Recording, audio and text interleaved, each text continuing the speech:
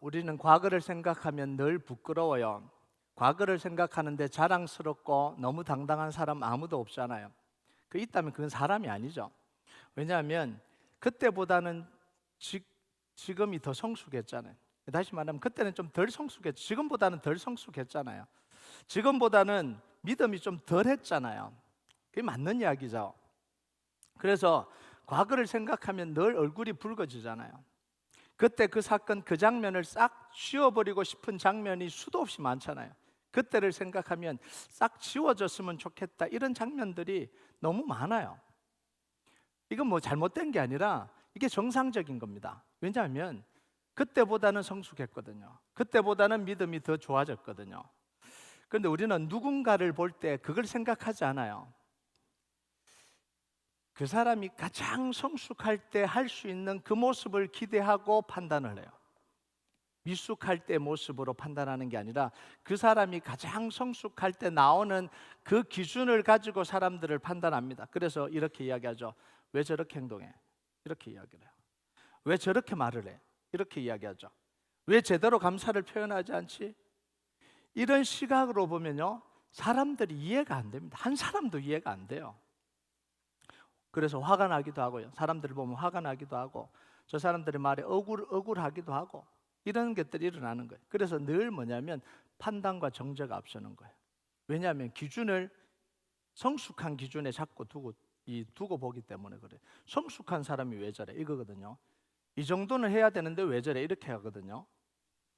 그래서 이렇게 사람을 바라보면 복음이 작동할 자리를 잃어버리게 돼요.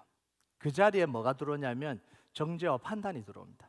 복음이 들어와야 될 그 자리에 정죄하고 판단하잖아요. 왜 저래? 왜 저렇게 말해? 이렇게 들어온다고요. 오늘 본문에 나오는 이 오네시모는요, 빌레몬의 입장에서 볼 때는 배은망덕한 놈입니다. 죽일 놈이죠. 오네시모는 빌레몬의 종이었습니다. 이 종이었다가 어느 날 주인의 재물을 싹 훔쳐서 도망가 버렸어요. 여러분, 오네시모는요, 주인인 빌레몬에게 이중으로 손해를 입힌 거예요. 첫 번째는 뭐냐면 오네시모가 달하는 것 자체가 손해잖아요. 왜 종이 됐습니까? 빚진 것 때문에 갚으려고 자기 몸으로 그걸 갚은 거잖아요. 그럼 그대로 있어야 되는데 자기 몸이 달아난 것 자체가 뭐예요? 손실이 일어난 거예요. 그리고 오네시모가 달아날 때 그냥 달아난 게 아니라 재물을 가지고 훔쳐서, 큰 재물을 훔쳐서 도망가 버렸습니다. 예상하기로는 신분이 없었던 노예가 로마까지 가려면, 숨어서 살려면 엄청난 이 비용들이 필요해서 배삭이 필요하고, 신분이 없으니까 또 이 암암리에 뭔가 뇌물을 주고 가야 되니까 많은 재물이 필요했던 것 같아요. 그 경비를 충당하기 위해서 주인의 재물을 훔쳐서 도망갔습니다. 우리가 이렇게 하면 학대를 해서 그렇겠지, 이런 생각을 기본적으로 해요. 주인이 학대해서 노예가 도망가는 거겠지, 이렇게 생각을 해요. 근데 성경은 빌레몬이 오네시모에게 부당한 폭력을 가했거나 학대를 했을 가능성이 없다라고 판단을 합니다. 왜냐하면 성경에는 종이 학대를 당할 때 탈출할 권리를 인정을 해줬거든요. 그리고 도망가서 잡히더라도 원주인에게 되돌려 주지 마라 그럽니다. 그리고 보호해 주라고 이렇게 이야기를 해요.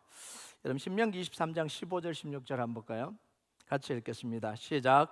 종이 그 주인을 피하여 내게로 도망하거든 너는 그의 주인에게 돌려주지 말고 그가 내 성읍 중에서 원하는 곳을 택하는 대로 너와 함께 내 가운데 거주하게 하고 그를 압제하지 말지니라. 근데 오늘 바울은 주인이었던 빌레몬을 칭찬을 해줘. 너 학대하는 주인이야, 이렇게 이야기하는, 회개해, 이렇게 이야기하는 게 아니라 참 좋은 사람이다라고 빌레몬을 이야기합니다. 그리고 오네시몬을 빌레몬에게 돌려보내요. 그러면서 용서를 구하라, 이렇게 이야기를 해요. 회개하고 용서를 구하라, 이렇게 이야기를 한 거예요. 그러니까 도망친 오네시모가 잘못한 거라는 이야기죠. 그럼 오네시모는요, 자기에게 자기를 돌봐주고 은혜를 베풀어준 이 주인의 신의를 배반한 사람이잖아요. 그것도 모자라서 주인의 재산을 훔쳐서 달아난 사람이잖아요. 자, 그렇다고 오네시모의 인생이 순탄했을까요? 주인을 벗어나서 재물을 훔치고 도망갔다고 인생이 순탄했을까요? 도망쳐 나왔지만 이 노예 포획꾼들이 언제 덮칠지 모르잖아요. 늘 불안한 거예요. 그리고 신분이 없었기 때문에, 노예였기 때문에 로마 세계로 들어가도 당당하게 살아갈 수가 없잖아요. 노마도 몰려든 빈민, 노예들, 이방인들과 얽혀서 밑바닥 생활을 숨어서 살아가고 있는 이런 삶을 살아가야 되는 거예요. 그러다가 끝나야 마땅한 인생이 이게 오네시모 인생이잖아요. 그런데 이런 오네시모가 바울을 만나서 인생이 완전히 역전이 됩니다. 정확하게 이야기를 하면 바울이 전하는 복음을 통해서 완벽하게 변화됩니다. 완벽하게 변화되는 표현이 좀 그런데요. 변화돼요. 인생이 변화됩니다. 거듭나기 시작한 거죠. 오네시모의 인생 이야기는요, 그냥 노예가 운 좋게 바울을 만나서 좀 도움받고 잘 됐다 이런 이야기가 아닙니다. 그랬다면 성경에 기록이 안 됐겠죠. 오네시모 이야기는요, 복음의 서사가 한 사람의 인생을 통해서 어떻게 드러나는지를 생생하게 보여주는 게 이게 빌레몬서예요. 그럼 오네시모는요, 자기가 원치 않는 이 노예의 굴레 속에 갇혀 있는 거잖아요. 누가 노예가 되고 싶겠어요? 다 자유인으로 살고 싶죠.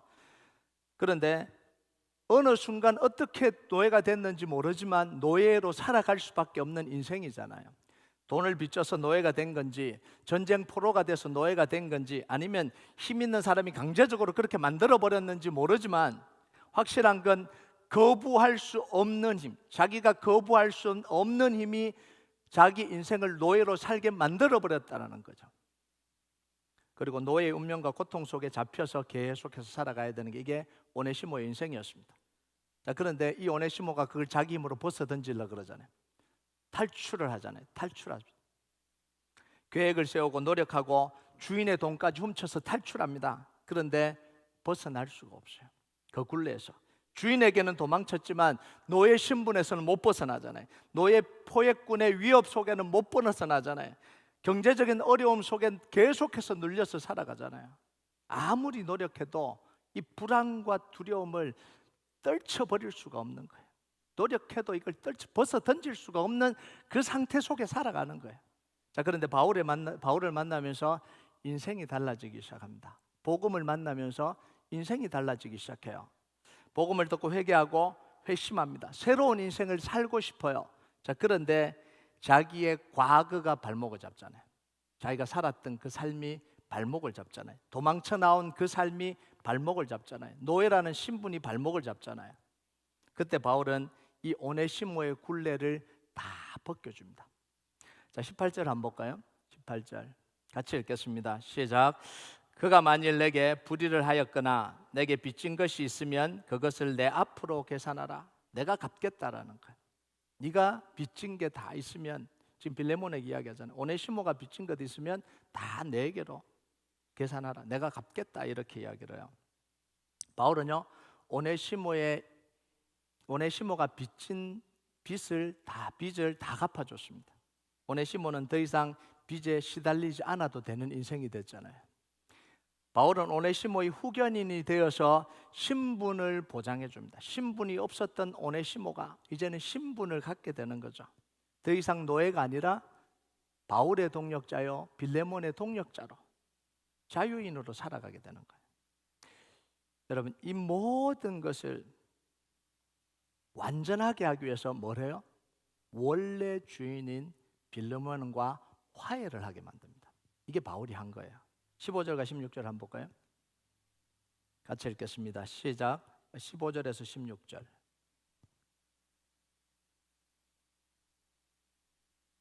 이거 맞나요? 여기. 자, 같이 읽겠습니다. 시작. 아마 그가 잠시 떠나게 된 것은 너로 하여금 그를 영원히 두게 함이니라.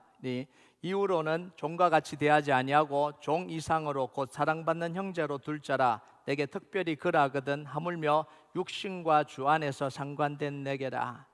여러분, 진정한 회복은 어디서 일어나냐면 주인과의 화해 속에서 진정한 회복이 일어나잖아요. 주인과 화해가 되지 않으면 새로운 인생을 살 수가 없잖아요. 피해야 되고 숨어야 되고 얼굴을 들지 못하고 늘 불안함과 죄책감으로 살아야 되잖아요. 그런데 이제는 오네시모가 빌레몬과 화해가 일어나면 숨을 필요도 없고 피할 필요도 없고 늘 마음의 짐을 지고 살 필요도 없고 죄책감을 가지고 살 필요도 없잖아요. 떳떳하고 당당하게 살아갈 수 있습니다. 그리고 빌레몬의 뭐예요? 후원을 받으면서 빌레몬의 보호를 받으면서 살아갈 수 있는 거예요. 예수님이 십자가에서 우리를 위해서 이루신 일이 바로 이겁니다. 이걸 보여주는 게 빌레몬서예요. 우리 인생은요, 죄 아래 팔린 인생이잖아요.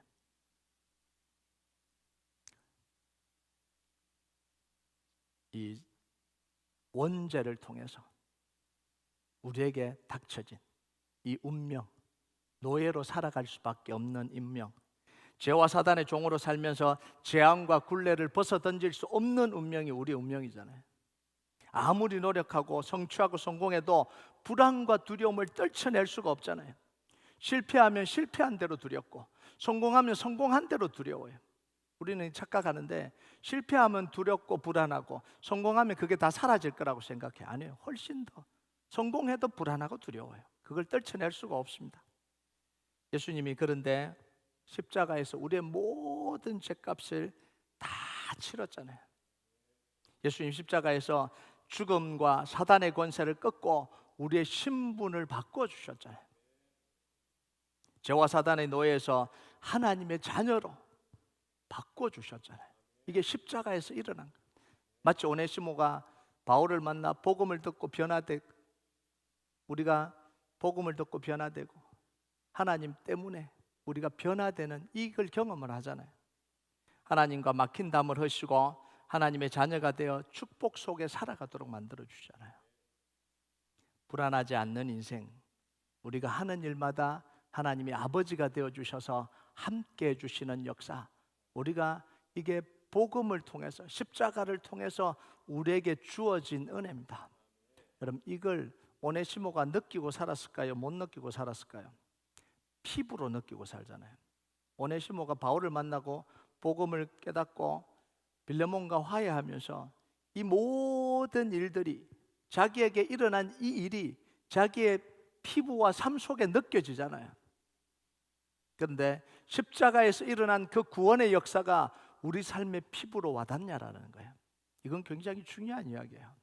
그냥 예수 그리스도를 고백하고 내가 십자가에서 용서받았고 내가 구원 얻는다라는 그걸 말을 되풀이하는 걸로 복음을 알고 있는 걸로 끝나냐는 거예요. 아니면 실제로 우리 삶의 피부로 와닿고 그게 우리 삶의 능력을 주고 우리 삶을 바꿔가는 능력으로 우리 속에 작동하고 있냐, 이건 너무너무 중요한 겁니다. 이게 우리 삶 속에 오네시모가 느꼈던 것처럼 우리 인생 속에 작동이 돼야 되는 거예요. 그게 복음을 안다라는 거고요, 그게 복음으로 살아가는. 우리가 여기서 좀 봐야 될 게 있어요. 왜 바울은 오네시모에게 이런 마음을 품었을까요? 우리가 생각할 때 주인의 신의를 배반한 인간은 받아주면 안 되잖아요. 또 배신할 거다, 이게 이 마음이잖아요. 자신의 한 짓에 대해서 평생 고통당하면서 고생하도록 내버려둬야 되는 거잖아요. 저거 한번 시컷 고생하도록 내버려둬야 돼. 이게 우리 마음이잖아요. 이게 세상 논리기도 하고요. 한번 찍힌 인간은 완전히 매장시켜버리는 게 이게 세상의 논리잖아요. 그런데 바울은요, 오네시모를 왜 이렇게 대하냐라는 거예요. 복음은 세상의 논리를 거스르는 게 이게 복음입니다. 세상의 가치관을 뒤집는 게 이게 복음이에요. 그래서 세상 논리는 뭐예요? 약육강식이잖아요. 이익과 불이익을 철저하게 따지잖아요.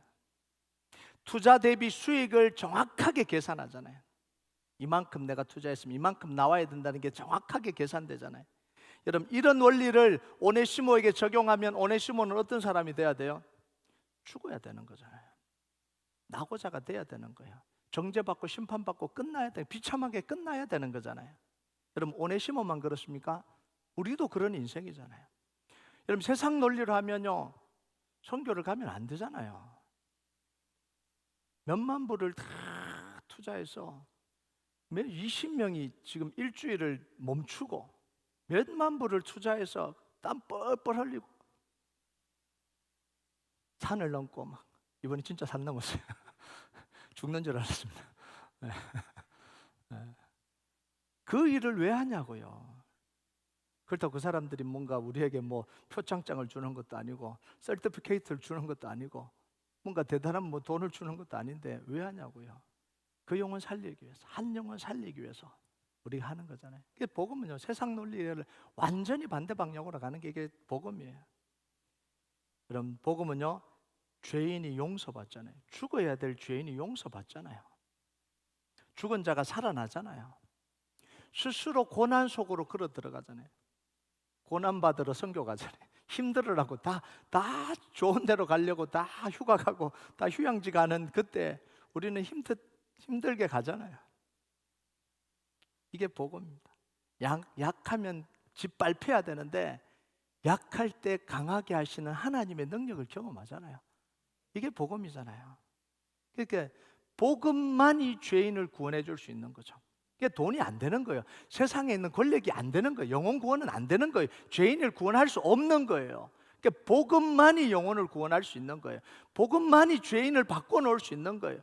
복음만이 우리를 변화시킬 수 있는 거예요.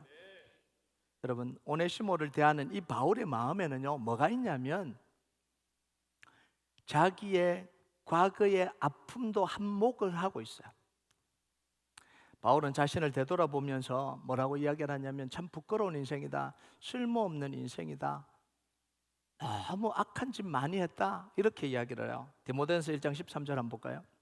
같이 읽겠습니다. 시작. 내가 전에는 비방자요 박해자요 폭행자였으나 도리어 긍휼을 입은 것은 내가 믿지 아니할 때 알지 못하고 행하였습니다. 자기 과거한 짓을 생각하니까 세 단어로 표현합니다. 비방자, 박해자, 폭행자. 이게 내 과거였다는 거예요. 비난하고 비방하고 박해하고 폭행한 거예요.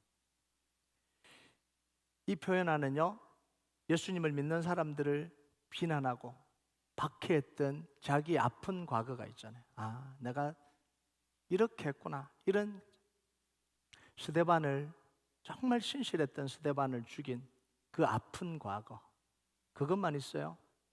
마가가 신실하지 않다고 저런 인간은 사역자도 아니라고 그렇게 내팽개쳤잖아요.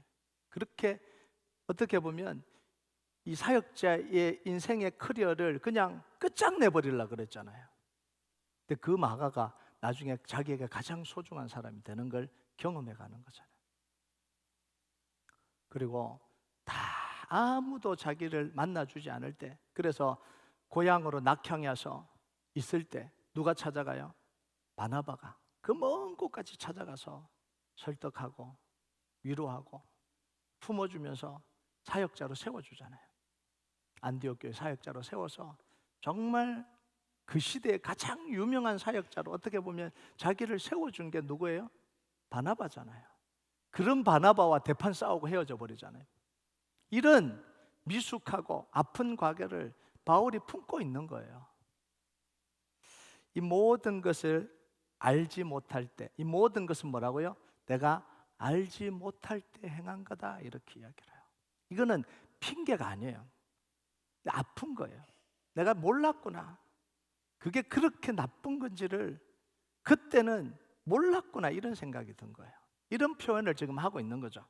예수님을 알지 못했을 때 행했고 복음의 능력이 무엇인지 경험하지 못했을 때 한 거죠. 그러나 더 알고 더 경험하고 더 하나님께 가까이 가보니까 과거가 너무 부끄러운 거예요. 예전에는 그런 마가는 확 잘라버려야 된다는 게 이게 맞았는데, 복음을 더 알고 나고 복음의 능력을 더 알고 나고 하나님을 더 가까이 가보니까 그게 아니었구나, 너무 내가 부끄러운 일을 행했구나, 이런 생각이 든 거예요. 바나바와 싸울 때도 하나님을 위해서라면 이렇게 해야지, 어떻게 그런 사람을 받아주냐고 칼같이 막 했던 그게 열심만은 아니었구나, 미숙한 거였구나.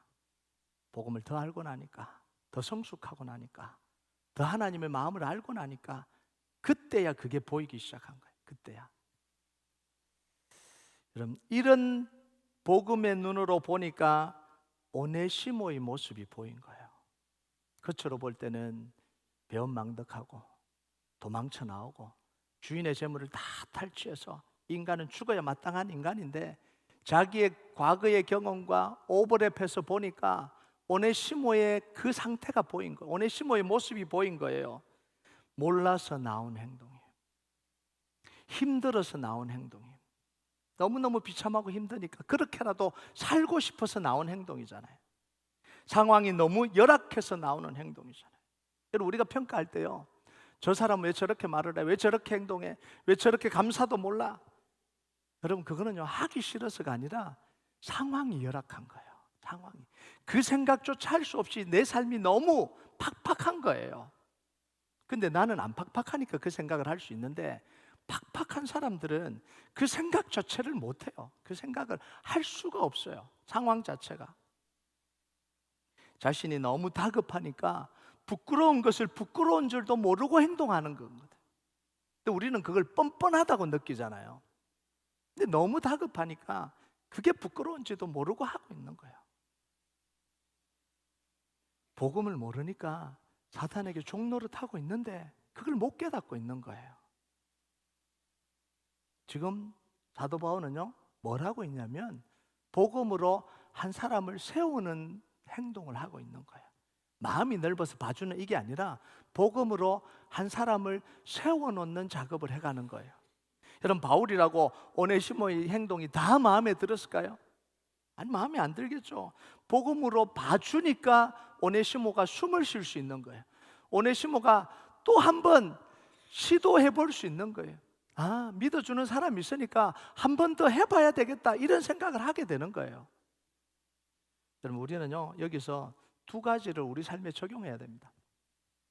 첫 번째는 복음의 눈으로 사람들을 바라봐야 돼요. 완벽해야 될 인간으로 사람들을 보지 마야 됩니다. 지금 내 모습으로 사람들을 보면 안 돼요. 내가 지금 성숙해 있는 내 모습으로, 지금 믿음 있는 내 모습으로 사람들을 보지 말라는 거예요. 어떻게 봐야 되냐면 내가 가장 부끄러운 짓을 할 때 행동했던 그 모습으로 사람들을 봐야 되는 거예요. 그런 모습으로 보니까요, 다 저보다 낫더라고요. 전 이 사람들이 다 이해가 돼요. 다 이해가 되는 이유가 뭐냐면 저보다 낫더라고요. 그러니까 이게 이해가 안 될 게 없는 거예요. 우리 유스 아이들도 보고 애들도 보고 막 개구장기고 다 하잖아요. 다 저보다 나아요. 그 나이 때 제가 했던 행동보다 훨씬 더 나아요. 이번에 선교 갔더니요, 애들이 선교하는 것도 그렇지만 고백하는 그 고백이요, 너무 단단해요. 부모 눈에는 어린아이처럼 보이죠. 여러분들이 컨트롤하려고 그래서 그래요. 놔두세요. 홀홀 날아다닐 아이들이에요. 홀홀. 제가 농담을 하는 거 아닙니다. 기억하세요. 그들이 하는 고백이 어른들이 하는 고백보다 훨씬 더 믿음의 고백을 하고 있어요. 하나님을 향한 그 마음이 어느 우리 교회에 있는 어른들보다 훨씬 더 커요. 그러니까 이해 안 될 게 뭐가 있어요? 이해가 안 될 게. 가끔씩 저는요, 부끄러워요. 그런 아이들을 보면 부끄러워요. 저 나이 때 내가 저 고백을 했을까? 저렇게 살려고 했을까? 이번에 산을 넘었어요. 근데 듣기로는 보통 이 산에 올라갔거든요. 한 40분 이렇게 산을 타고, 작은 산이에요. 큰 산도 아니고 이제 같이 올라가는 게 천천히 걸어서 한 40분이 이렇게 올라가요. 그게 좀 힘들기는 했죠. 이번에도 간대요. 그런데 아주 낮은 데를 낮은 데를 한 20분 간대요. 그까지 올라가지도 않는데요. 그래서 그런 줄 알았어요. 그래서 그날 아침에 첫째 날 갔나요? 첫째 날 갔는데 제 딸인 지우가 묻는 거예요. 그 앞에 산이 하나 있었거든요. 아빠, 오늘 가는 산이 저만큼 높은 데야? 별로 그렇게 높지도 않아요. 저만큼 높은 데야? 아니, 거기서 한 절반도 안 올라갈걸? 한 20분이면 가. 그래서 차를 타고 갔어요. 그 높은 산을 넘어갔어요. 그 높은 산을 넘어간 거예요. 그리고 시간도 거의 한 1시간을 넘게 걸어간 거예요. 그 땡볕에요. 땀을 뻘뻘 흘리면서요. 이런 데를 막 올라가는 거예요. 누군가는 이야기하지 않겠습니다. 5번 주저앉았습니다. 그런데 놀라운 게 뭐예요? 아이들이요, 한마디도 불평을 안 하는 거예요. 목사님 왜 이렇게 힘들어요? 왜 20분 간다 그러는데 1시간 가요? 이런 이야기를 전혀 안 하는 거예요. 제가 막 어른들 데려갔으면 아마 난리가 났을 거예요. 목사님 20분 간다 그래놓고 이게 뭐예요? 사실 우리 다 속았습니다. 네, 선교사님이 그런다고 그래서 정말 그런 줄 알았더니 가보니까 네, 그래서 선교의 레전다를 새로 쓰고 왔습니다. 그래서 이번 선교를 참여 안 한 사람들은 선교가 힘들다는 이야기를 못하도록 제가 만들어줍니다. 네, 뭐 하다가 여기까지 왔어요. 네, 그러니까 우리가요, 연약하고 부족할 때 봤던 그 모습으로 봐야 되는 거예요. 지금 이 사람도 바로 그 시기에 있는 거예요. 내 눈에 거슬리는 사람, 내가 판단하고 정죄되는 사람이 어디냐면 내가 바닥을 칠 때 그 상황 속에 있어요. 그 상황 속에 있는 거예요. 겉으로 보니까 안 그런 것 같죠. 뭐 경제적으로 어렵지도 않고 뭐 상황도 좋아 보이고, 아니에요. 그 사람 내면을 어떻게 알겠어요? 그 사람 상황을 어떻게 알겠어요? 내가 바닥치고 있던 그 상황을 지나가고 있다라고 보면 돼요. 그러면 이해가 되거든요. 이들에게 필요한 건 판단과 정죄가 아니라는 거예요. 자신이 얼마나 부끄러운 짓을 하는지 눈뜨게 하는 하나님의 은혜가 필요한 거예요. 너 부끄러운 짓을 하고 있는 거야, 이게 아니에요. 정말 내가 부끄러운 짓을 하고 있구나라고 느끼게 만드는 하나님의 은혜가 필요한 거예요. 여러분, 배고플 때요, 사람이 배고플 때 한 행동이 얼마나 잘못인지 몰라요. 배고프면 그 한 끼 먹기 위해서 무슨 짓이든 다 해요. 배고프기 때문에. 언제 부끄러운지 알게 되냐면 다 먹고 나서 배가 부를 때, 배가 불러야 비로소 배고플 때 내가 그렇게 했던 게 부끄럽구나, 이렇게 느껴지는 거예요. 그래서 우리에게 필요한 게 뭐냐면 내 행동이 부끄럽다고 느낄 수 있는 하나님의 은혜가 필요한 거예요. 목사님, 저 사람은 이야기해 주세요. 몰라서 그런 거예요. 이야기하는 게 아니라고요. 기도해 줘야 돼요. 기도해 줘야 돼요. 하나님, 은혜가 필요합니다. 은혜를 부어주세요. 못 깨달으면 뭐예요? 갑절을 부어주세요. 더 못 깨달으면 3배를 부어주세요. 더 못 깨달으면 7배를 부어주세요. 이렇게 기도해야 돼요. 그래야 그 사람이 세워져요. 그래서 하나님이 우리에게 죄인 되었을 때 먼저 사랑을 베풀어 주신 거예요. 회개하고 사랑을 베풀어 준 게 아니라 죄인일 때 사랑을 베풀어 주신 거예요. 죄인일 때 십자가를 우리에게 주신 거예요. 죄인일 때 하나님의 은혜를 우리에게 부어 주신 거예요. 두 번째 우리가 해야 되는 게 뭐냐면 우리 인생은 복음과 말씀으로 늘 새로워져야 돼요. 복음과 말씀으로 우리 인생이 늘 새로워져야 됩니다. 복음을 새롭게 깨달아야 돼요. 지금과 다른 복음이 있다라는 이야기가 아닙니다. 복음은 하나밖에 없어요. 예수 그리스도와 십자가 복음 외에는 다른 복음이 없어요. 그러면 복음을 날마다 새롭게 깨달아야 된다는 게 뭐예요? 복음이 내 삶 속에 이런 부분까지도 적용이 되는구나라고 새롭게 계속해서 깨달아라는 거예요. 예수가 그리스도인다는 이 선포가 그냥 그 선포로 끝나는 게 아니라 내 삶의 영역에서 경제적인 문제도 이게 가능하구나, 적용이 되는구나, 인간관계 속에도 이게 적용이 되는구나, 사업의 이 계획 속에서도 적용이 되는구나, 이걸 계속해서 새롭게 깨달아가야 됩니다. 자녀들 관계 속에도 이게 적용이 되는구나, 이게 역할을 하는구나, 워킹을 하는구나, 이걸 계속해서 깨달아가는 게 이게 복음을 새롭게 깨달아가는 겁니다. 뭐 새로운 걸 또 어디 가서 막 배우려고 그래요. 복음 다 가르쳐줬는데 어디 가서 또 뭐 새로운 걸 목사님이 새로운 게 그거 하라는 이야기가 아닙니다.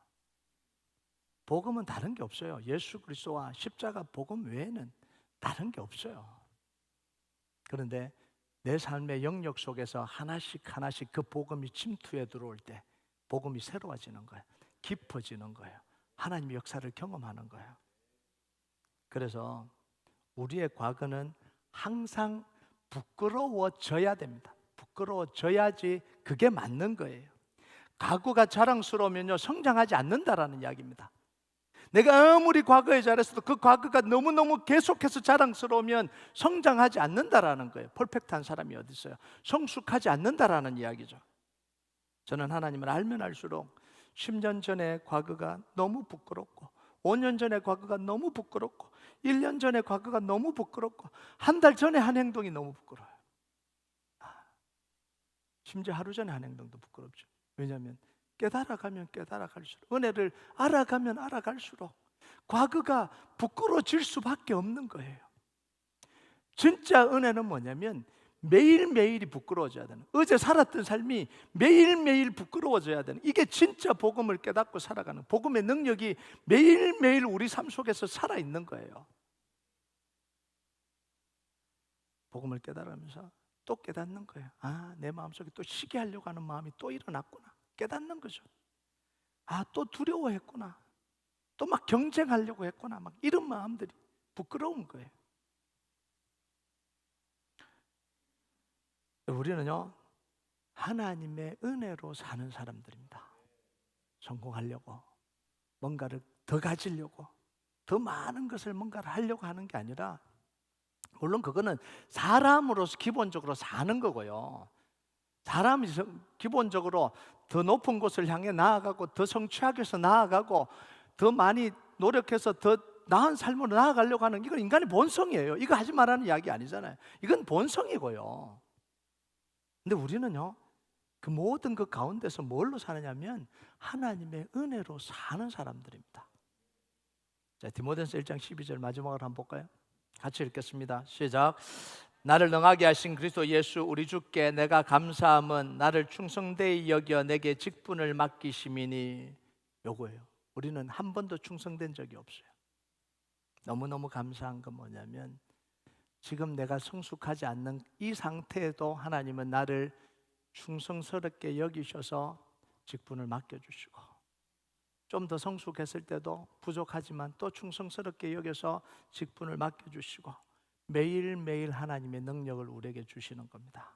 그래서 하나님의 말씀이 있기에 사는 사람들, 하나님의 능력이 있기에 사는 사람들, 기도할 수 있기 때문에 사는 사람들, 예배하면서 하나님을 만나기 때문에 사는 사람들, 이게 바로 우리의 삶이라는 거예요. 그래서 하나님의 은혜로 여러분의 매일매일의 삶이 과거가 부끄러워지도록 매일매일 하나님이 새롭게 은혜 주시는 역사가 있길 주님의 이름으로 축복합니다. 우리 같이 찬양하도록 하겠습니다. 이 찬양 하나님 앞에 올려드립시다. 십자가에서 그는 내 이름 바꾸셨네. 고아에서 아들로, 거절에서 용납으로, 죄인에서 의인으로, 저주에서 축복으로, 원수에서 연인으로, 창기에서 신부로 바꾸어 주셨습니다. 우리가 이 고백 하나님 앞에 같이 올려드리겠습니다. 십자가에서 그는 내 이름 바꾸셨네. 십자가에서 그는 내 이름 바꾸셨네. 십자가에서 그는 내 이름 바꾸셨네. 십자가에서 그는 내 이름 바꾸셨네. 우리 다시 한번 고백합니다. 십자가에서 그는 내 이름 바꾸셨습니다. 십자가에서 그는 내 이름 바꾸셨네. 십자가에서 그는 내 이름 바꾸셨습니다. 십자가에서 그는 내 이름 바꾸셨네. 고아에서 아들로, 고아에서 아들로, 거절에서 용납으로, 거절에서 용납으로, 죄인에서 의인으로, 죄인에서 의인으로 바꾸어 주셨네. 십자가에서 그는 내 이름 바꾸셨네. 십자가에서 그는 내 이름